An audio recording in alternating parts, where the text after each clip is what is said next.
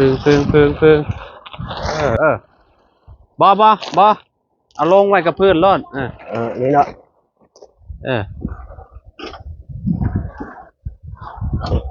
อันนี้เอาออกก่อนนี่มียังอะไรจะหน่อยกี่เย็บเลย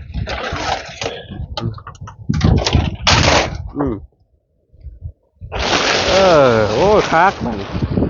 เด็กการติ้งที่นี่เลยเอาอันน่ะมัดส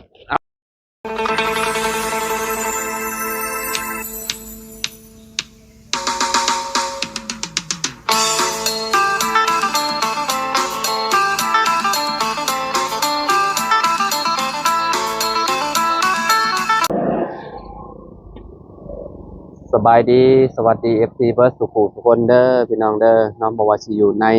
และกระต่างประเทศเนาะก็ยินดีต้อนรับเข้าสู่ช่องบ่าวลาวสตูดิโอเด้อพี่น้องเด้อเนาะเอามื้อนี้พี่น้องเฮาก็อยู่ที่บ้านพ่อตู้7 ปีพี่น้องมื้อนี้ก็คือที่ว่าไว้เมื่อวานแหละพี่น้องว่าสิเดินทางกลับบ้านเนาะสิไปเช็ครถพี่น้องเนาะ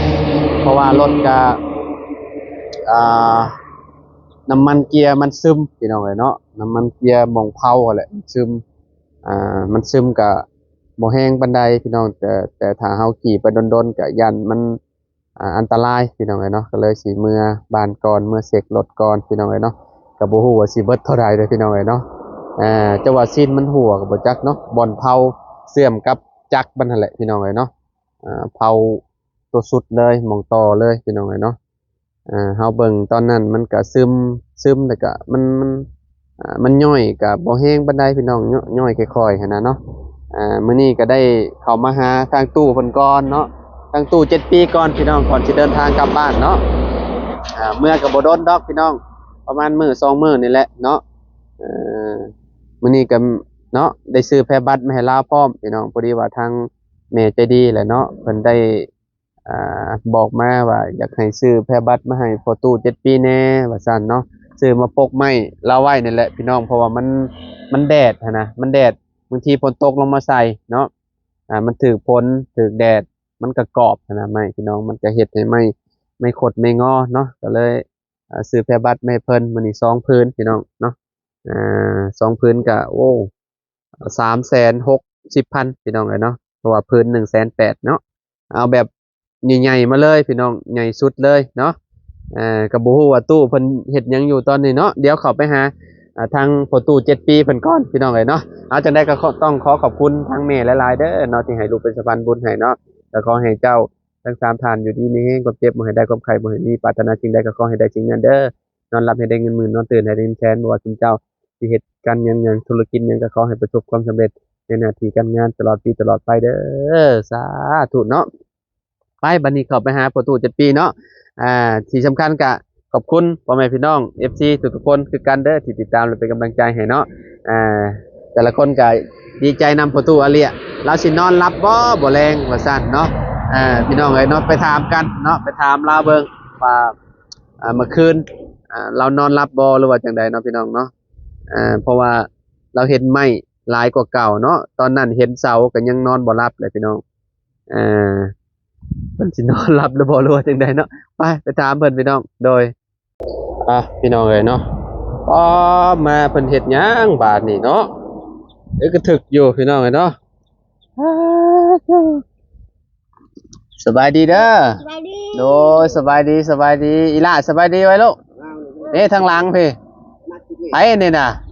นี่เสื้อสีนี่น่ะสบายดีสบายดีบังล่ะโต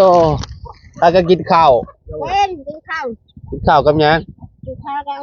กับบังบังพี่น้องเอ้ยเนาะแซ่บเอาเบลแซ่บบ่แล้วเราบ่เฮ็ดห้องน้ำน่ะยังว่าฮะยังโอ้พี่น้องเนาะกินข้าวกับแกงหน่อไม้มื้อนี้เนาะไปหาเจ้าไปหาข้าวเช้าหรือข้าวเที่ยงอันนี้กินข้าวเช้าบ่กินข้าวเช้าเนาะ ครอบครัวเพิ่นพี่น้อง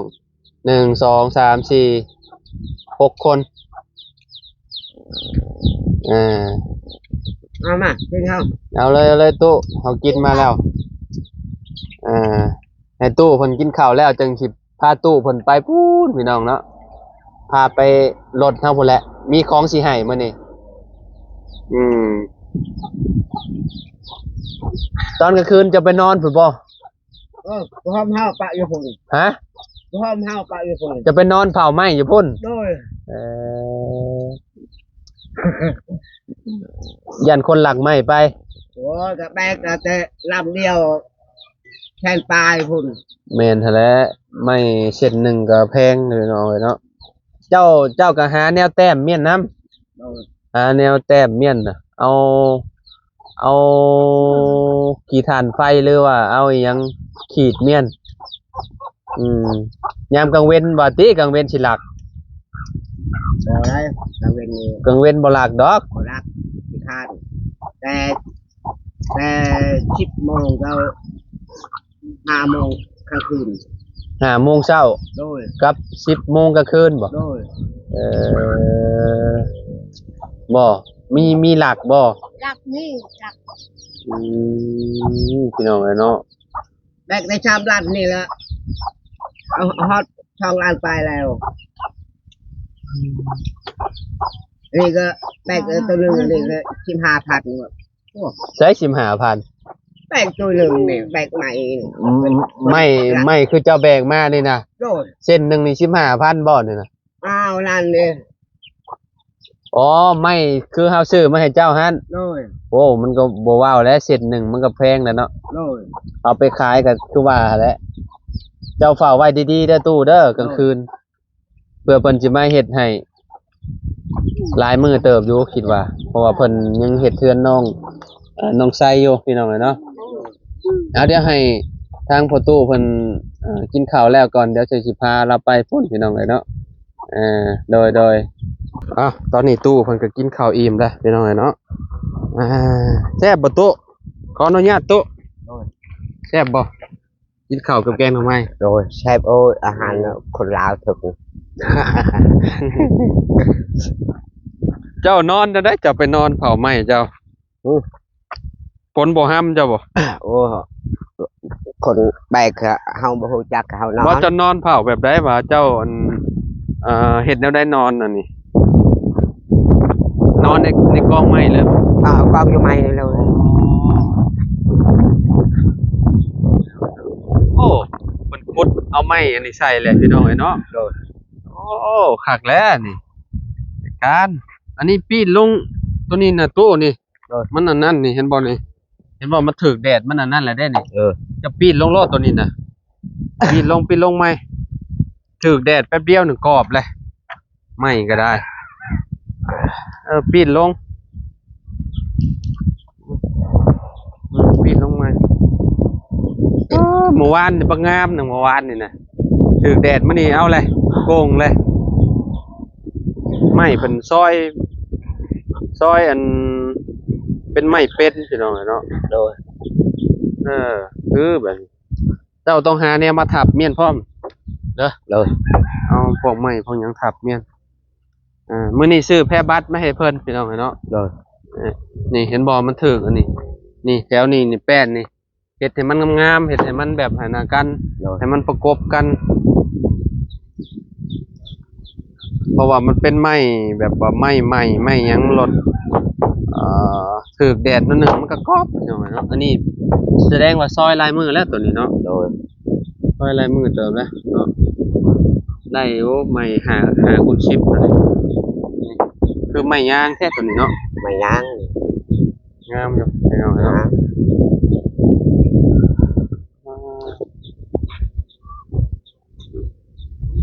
เอ็นชายพี่ ตากแดดมันนั่นน่ะได้มันกรอบได้มันถึกฝนนี่ก็คือแบบ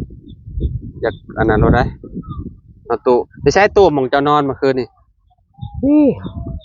จะนอนหมองนี้เลยบ่ นอนบางนี้เลยนี่เขานอน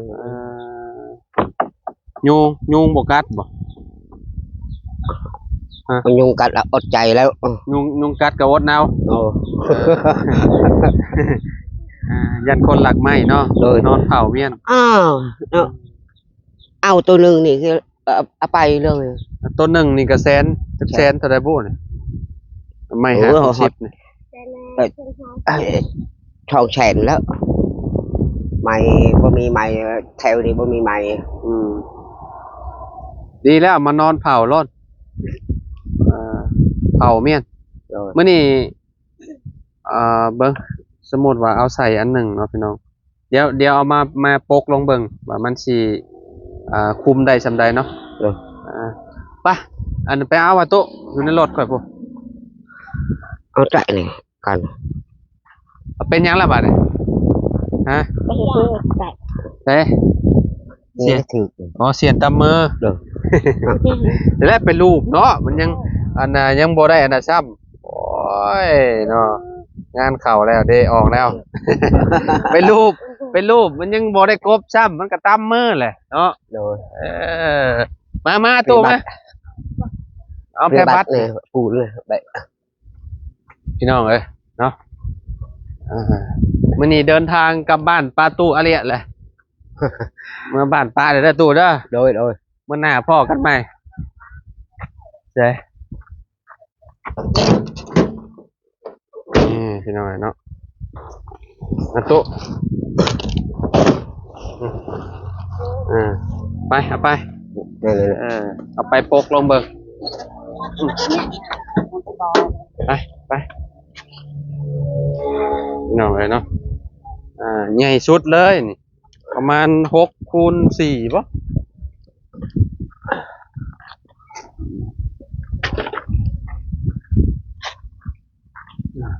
เอาเปิดอันหนึ่งก่อนโต๊ะ เอาเปิดตัวนี้ก่อน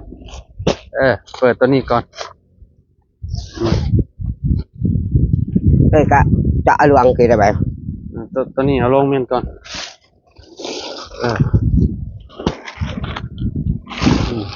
พึ่งโอ้จาน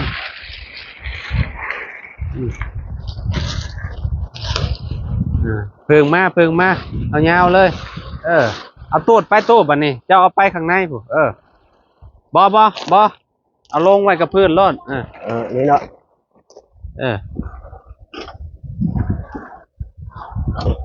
อันนี้เอาออกก่อนนี่มียังอะไรจะหน่อยกี่เย็บเลย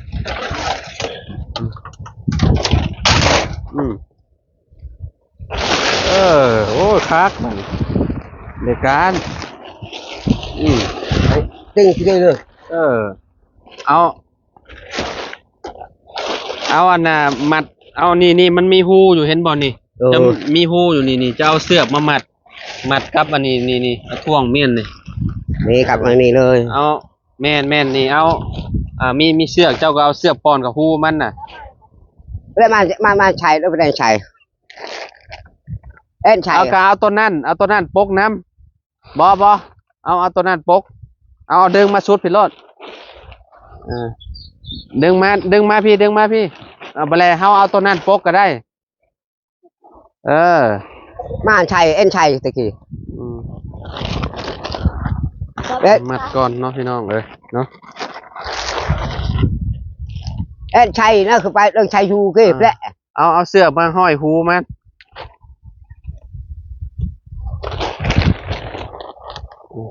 ห้อยหูมันเมียน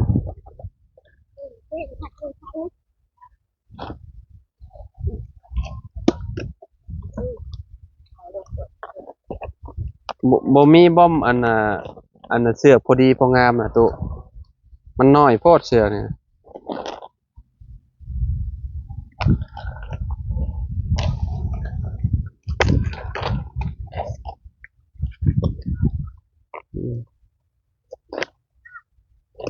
โอ้กัดเอาเลยบ่มีผ้าอันน่ะบ่โอ้โหมีป่า ตะแขวคมเกิด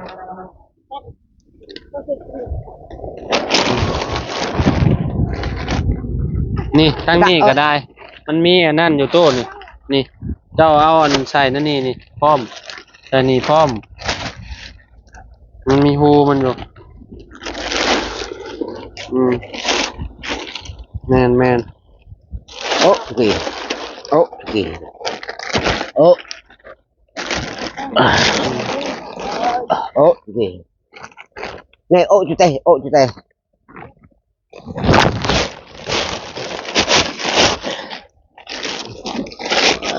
คือว่าบนคุมเงิน nè ơi chạy này ơi để chạy này mà lệ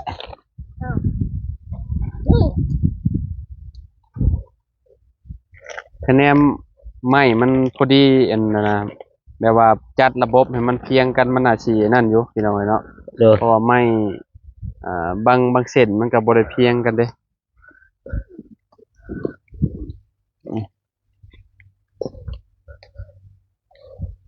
มีอันนี่มัดไว้ก็ถือว่าโอเคแล้วมันก็ปลอดภัยแล้ว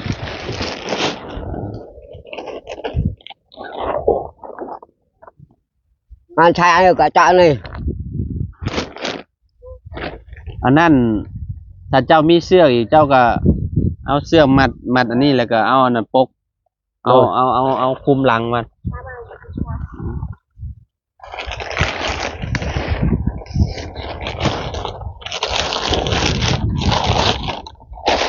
mà phải đây บอโต้ rồi เจ้าคุดใส่แต่เมื่อวานนี่เพราะว่านี่น่ะ đi อันใหม่นี่น่ะ ao lần mày ao cút ai say nàyเลย เอ่อ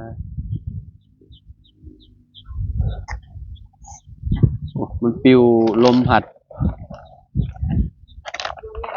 say đi มันฮ้อนแฮงเลยเด้อพี่น้อยเนาะแบบว่ามันภาพมันก็บ่อยากงามปานใดเหลือบแฮงเลย ไป พี่น้องเอ้ยเนาะยังว่ากันแดดได้ในระดับหนึ่งอยู่ดอก chọn kỳเลย อืมปกเมียนยังไข่กว่าบ่ปกเด้เนาะ rồi ตัวลุ่มมันก็สิปลอดภัยตัวเทิงก็ธรรมดาก็บ่เป็นหยังดอก rồi มันก็เนาะเฮ็ดแนวใดได้พี่น้องเนาะมันตากแดดว่าซั่นซะเนาะคุมเมียนแบบนี้เลยตัวนี้ก็ให้เรามุงเอาตัวนี้ cho tràเรา này พุดลัก có bèo nó chui bên mặt สี่ được เหลี่ยมสี cái แจ trà rồi สีแจปึ๊บนี่เอาใส่มุมนี้ก็ได้ตัวเอาใส่มุมนี้ก็ได้ตัว rồi บัดแลอันตัวนี้นะเจ้าก็มุงเอาเจ้าก็มุงแบบให้มันเป็นอันนั้นเด้ให้มันเป็นห่มอ่ะนะเจ้าก็มาอยู่บัดแลเจ้าก็มาอยู่ว่าเจ้าก็มุงนี่ได้เลยเด้ลักนี่เจ้าเฮ็ดงามๆเนี่ยลักตัวนี้เจ้าก็มุงมาฮอดพี่ก็ได้ hao hết đọc ได้เลยเด้นี่ก็นี่ rồi ถือว่าโอเคแล้วปกเมียนแบบนี้พี่น้องเนาะเมื่อคืนนี่เพิ่นมานอนอยู่นี่เลยพี่น้องมานอนเผา rồi non nhịp đi rồi บ่แรงก็นอนพี่คือเก่าบ่ non thôi นอนเผาคือเก่าบ่ตุ rồi ให้ลูกชายเด้มานอนเผานี่หมอนี่นะ ôi โอ้มีสองนิ้วแล้วเด้อนี่มือเพิ่นพี่น้อง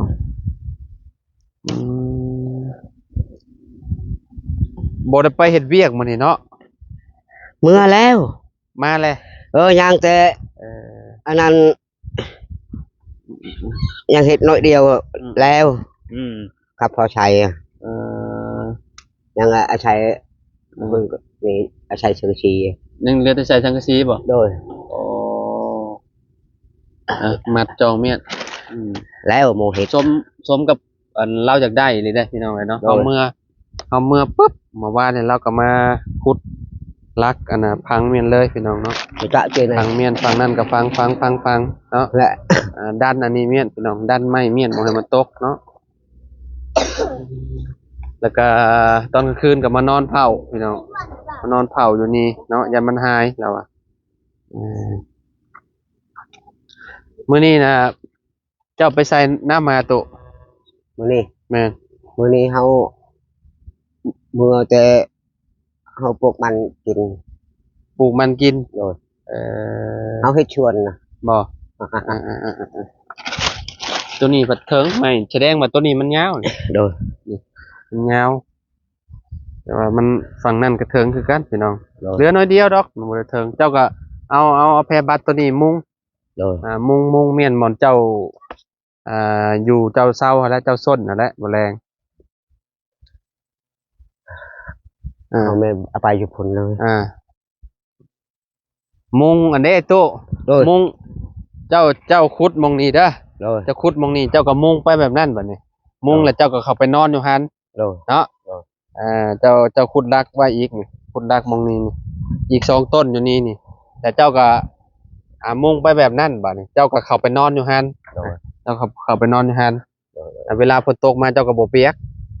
เด้อเจ้าหารักมันโลด2ต้นนี่ โดย ขุดเพราะว่ามันมีแล้วเด้อยู่หันเจ้าก็มุงเฮ็ดให้มันเฮ็ดคือหลังคาเจ้าหั่นแหละ โดย ให้มันสิจะดอยลงเวลาฝนตกมันก็ไหลไปพุ่นเลย โดย โดย เนาะเอ้าก็ประมาณนี้แหละตู้ โดย เนาะดีมุกดีใจนะครับ โดย โดย โดย มื้อนี้ก็ซื้อแพรบัตรมาให้เพิ่นตามที่แม่เพิ่นบอกมาพี่น้องเนาะ โดย คุณใหญ่ใจดีหั่นแหละมาให้ซื้อแพรบัตรคือบ้านน้องน้ำมาให้ทางตู้อาเลียแน่ว่าซั่นเนาะมื้อนี้ก็จัดเรียบร้อยแล้วพี่น้องเนาะไปเฮาไปป้าแล้วได้อบัดนี้ตู้เอ้ย โดย โดย เดินทางนะบัดนี้ โดย สิกลับบ้านได้ โดย กลับสวรรณเขตก่อนได้ โดยไปตลาดไทย โดยขอบใจละลายขอบใจละลายอีกประมาณ 2-3 วันพอกันใหม่ โดย เมื่อเสกสุขภาพก่อน โดย ดีใจดีใจแล้ว โดยดีใจนะฝากขอบคุณผู้ใหญ่ใจดีเพิ่นเด้อตุ โดยอาภาพเด้อในเจ็บในไทยไปตลอดปลอดภัยเหตุงานสาธุ ร่ำรวยเงินทองเนาะ ร่ำรวยเงินทอง โดยไปเบลไปสบายดีไปพี่น้องเอ้ยเนาะ โดย